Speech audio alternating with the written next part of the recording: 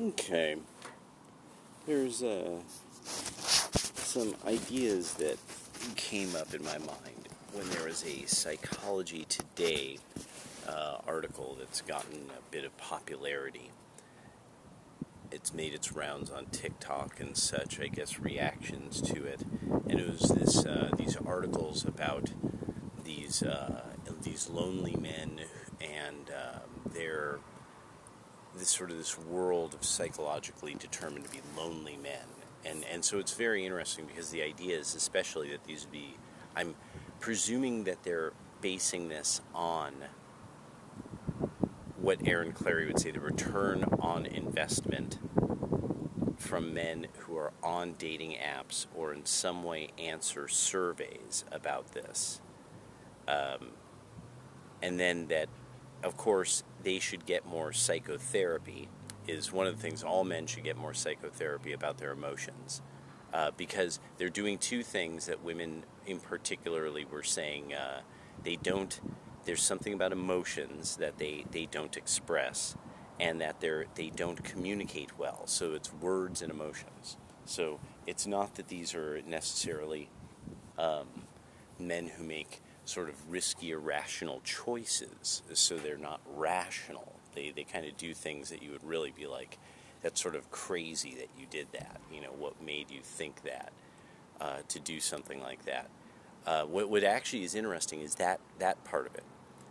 These men who are emotional and aren't really rational, and how often they are more likely to attract women, and that women, multiple women, will be attracted to them, and that this is, nobody's really getting. One of the key attractions to Islam was the fact that it embraces this characteristic of Muhammad, and then it's consecrated as holy. This was not a morally disciplined man in any way, shape, or form, especially like anything like the Sunnah and Sirah. I mean, they really start to map this out, what kind of person this was, and that this was somebody who would raid your city, steal all your shit, kill most of the males, enslave the rest, and then the women, the females, are married off in harem form from the top tiers down. Period. And it's just and this is not they admit this. This is why people want to talk about the Quran and the Bible and stuff. It's like, have you read the Quran and have you read the Bible? Like, have you read these side by side and realized these have almost nothing to do with one another? MGTOW people have been trying to sort of explain the men's point of view on this, but also there was something that really hit me, because it was something that Aaron Clarey kind of brought up, is MGTOW is also trying not to waste women's time. I really think that because women are looking for something so indeterminate, something so kind of not real, I really think that what it is that from everything I've seen, everything I've been researching, what you're seeing in the Western world is men bred for Christian marriage over about 400 years. About 400, 500 years. And that this one man, one woman model is odd, unique to Christians and the Christian West.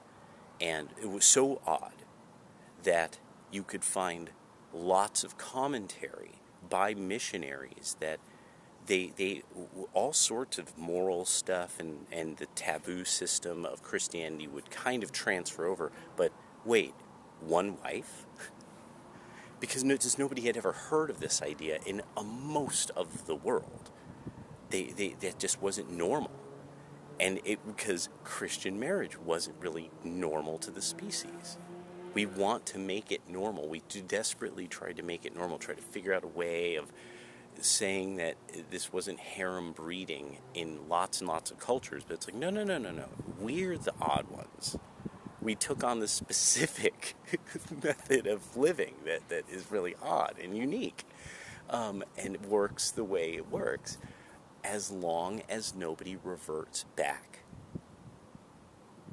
to harem breeding. And I think women, through social media, they're literally being programmed to like harem breeding again. And I think that's absolutely what, like, if I was and because it's normal, and I really want to keep getting into this, that is normal. So most men not touching the poontang for most of their lives is normal, and the small number who get to do whatever they like, pretty much, and then eventually, like, you get to be a part of their harem if you're lucky.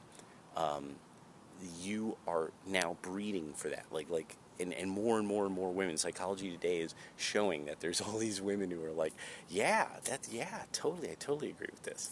And so it's not that you are not looking back at how did the 30s, 40s, and 50s ever really happen. Like normal people, not famous people, normal people that there is information about. How did these normal people live normal lives? Then even saw the 80s and 90s in their latest years, stayed married, would talk about how happy they are, they live as simpler times then, yuck, yuck, yuck, and it's, but this is about these women kind of sucking their teeth and gloating over, see, all the psychologists say, me being on dating apps is yay, is double thumbs up, double like, you guys not getting any poontang is ha ha ha, we get to laugh at you, and we get to suck our teeth and think it's funny. When really, and then this thing of like that there's these men who are lonely rather than, it is, again, one of these odd norms that is, we see this in the Buddhist era of China, we see this even before then to some degree with the Taoists. Taoists were slightly different until Buddhism kind of had its also crossover effect on monasticism. And the West has monasticism that came out of a number of cultures, but sort of, specifically Mediterranean, really, but transferred into all of Europe in its own formats, and the self-discipline of these men and their dedication to ideas and writing of texts and memorization of texts and memorization of religious rites, and that would always coincide with the calendar, so they would actually have some idea of what the calendar was, and they were keeping track of calendrical, of that type of time. So that kind of dedication, you have to have this society with men who could overproduce lots of goods, that there can be stuff in paper then preserved in a shelter by all these other men who are like lonely, but it's no, there's always been, what do you do with the excess men? No one's getting that. Like, women literally have, in almost all cultures, a bride price. And that would be like what a man has to hand over for her. But the thing is that it's also that it's always understood what he paid. If she doesn't come through at some point, he could get the bride price back and the family could have their daughter back. This is so normal of an idea that there is Jamaican songs from my grandparents' time that say this. There's soul music and blues songs that talk about, I'm going to send you back to your mama and your papa. And with the idea of like, no, they got to take you back. Like, and then also the people don't get evolutionarily, children belong to the maternal line. Like that's a norm of, I mean, that there's almost no place that's not normal. You literally have to go through a bunch of phases of civilization before you start getting kind of paternal ownership of the children. And that's because of you have to have contract law by that time.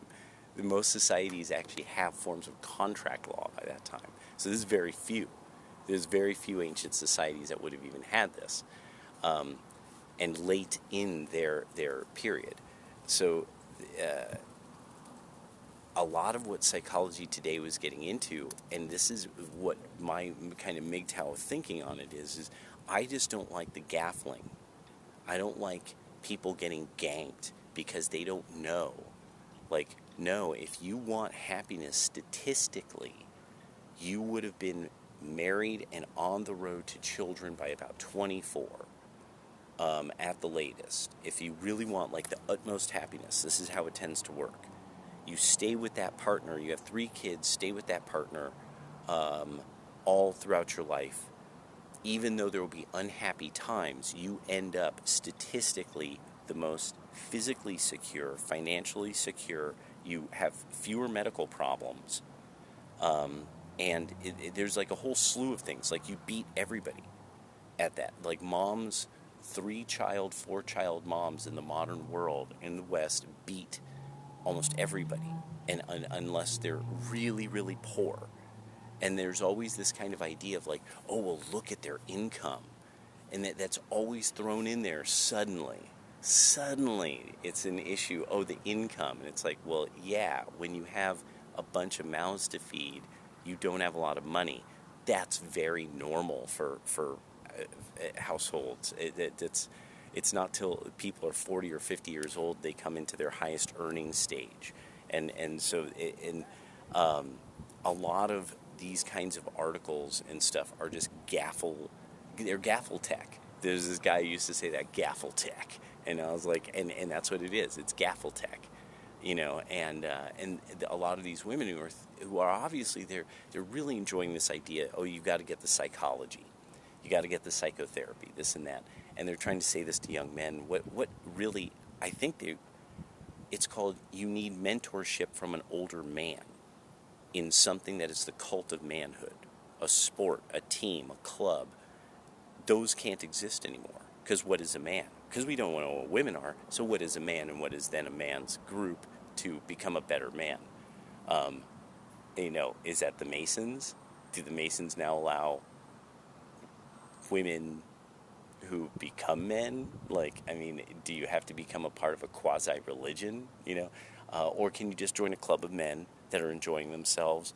But if you get identified with offensive politics, your club of men might get doxxed and their houses blown up or burnt down or shot at. So really, women have given people like me, the MGTOW guys, all the cards. I mean, America First, you've given them like a whole deck of dominoes, like a whole extra deck of dominoes, and some like silk sleeve to hide those dominoes up their sleeves. You've given people like me like a whole deck of trick cards, and like a set of like designer loaded dice, and I'm just sitting there like, thank you, and you just keep doing this. The feminists don't exist. You can't define what women are anymore, so feminists can't exist. It's not possible.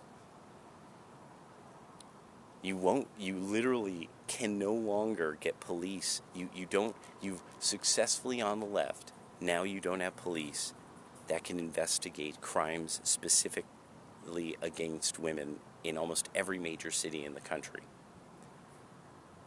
But do women even exist? You see, you've made this thing of how much of a laughing stock are most of the ideas left of center. How much of a laughing stock are you guys?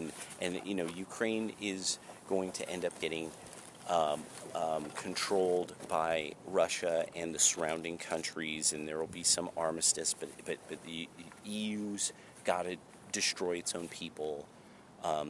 Because they simply don't have a male population that they could conscript. They're not there. This idea that they're going to conscript Muslims to fight the Russians, the Muslims will leave. I don't know what the Muslims are also they're causing their own problems constantly on the European continent. And so this is just the beauty of it. All of your ideas left of center have fallen apart. And now these contrived articles like this, I want you to really get, like, from the MGTOW perspective, from somebody who I'm kind of out of it. I don't understand what I would offer in a way to relationship anymore. I don't really know what you do anymore. It's just this kind of thing. I have like what I do, and I don't really know what I would do. Meeting a woman, trying to do things that we would like anymore. Because I don't know what's open. I don't know what people do. I've structured my life around me enjoying my space when I want, when I have free time. Um,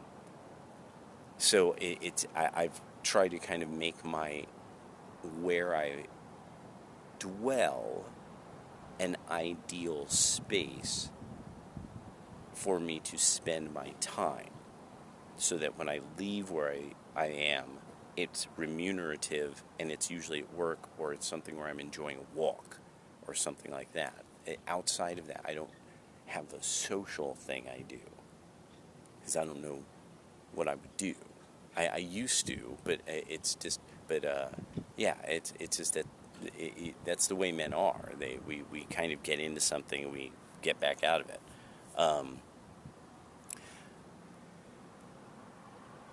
So being kind of a social person is really what women do. So all of this is really, if men just acted far more like women in these key ways, they would get more dates. So if they were a dude who hung out with lots of homies, was way more emotional, and talked a lot, I want that to sink in for the fellas. I want the fellas to let that sink in. I want you to laugh about it, like exactly what that means. Like they want Dolomite. They want a pimp. They're literally asking for a pimp. They want somebody to drop pimp game on them and make them feel like a hoe, like the top hoe, the bottom bitch.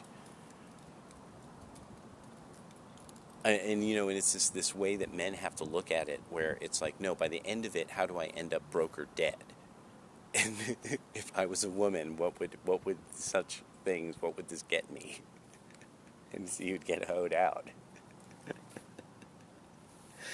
And I love, one of these women said something about Andrew Tate, and I'm just like, right, Andrew Tate? And I'm just sitting there, and I'm like, oh, these men like Andrew Tate. And I'm like, Andrew Tate talks a lot. He does express what emotions he feels about something, and then he explains also his his actual thoughts through it. So he explains the rear of his mind with the front of his mind. I actually have to appreciate the how off the dome he's really hot off the dome.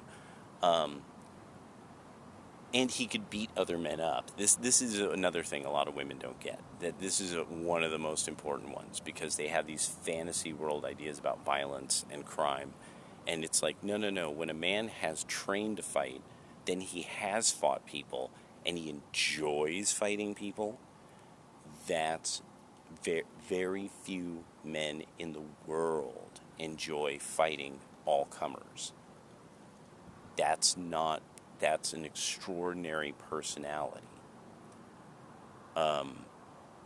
Whether they win or lose, that's an extraordinary personality. That they will fight for numbers of rounds and shit like that, and try to get it like people to watch the fight. Whether they win or lose, they want people to watch it. I mean, I'm serious as hell. Like, there's really weird misunderstanding about violence and men who are like really violent, and psychopathy, sociopathy, the people who have more warrior genes in their personality and background, and then what it takes to steel yourself for such kind of things. In the 90s, there was kind of a fascination with the Shaolin monks and Zen and things like that, but it's ceased.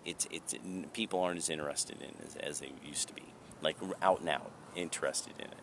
Such they did it. They attended Zen sessions and things like that, and that's where you get all the mixed martial art. A big part of mixed martial arts is that you get these people who have adapted a lot of methods of training their mind so that they don't feel fear when they should, and crippling fear when they should, and that's. And because of psychology today, people have this mishmash in their minds about fear and how you should train yourself in relationship to it, where adiposity and cortisol are key to holding on to fear. High muscle mass and testosterone, especially high blood serum testosterone, you can shrug off fear and discomfort. You could shrug it off. This is true. This is absolutely so. The more cortisol, stress chemical, and that's related to adiposity of the body, you will hold on to your fears. There's a reason why women and men are bred at the body masses they are. They're bred to be certain ideal body masses, and so that women can remember that is poisonous for generations. That is a bad sign. That is poisonous. That will kill the kid. That kid always does this, and they're going to poison themselves or get themselves killed if they keep doing that. And so that's yeah. I just want to put that out there. So men have to shrug it off. Men have to shrug off the injuries.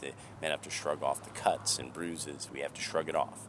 We have to shrug off the fear of hunting a hog with the other men. And also shrug off the very idea that we might not get the cuts of meat that we want. We have to shrug that off.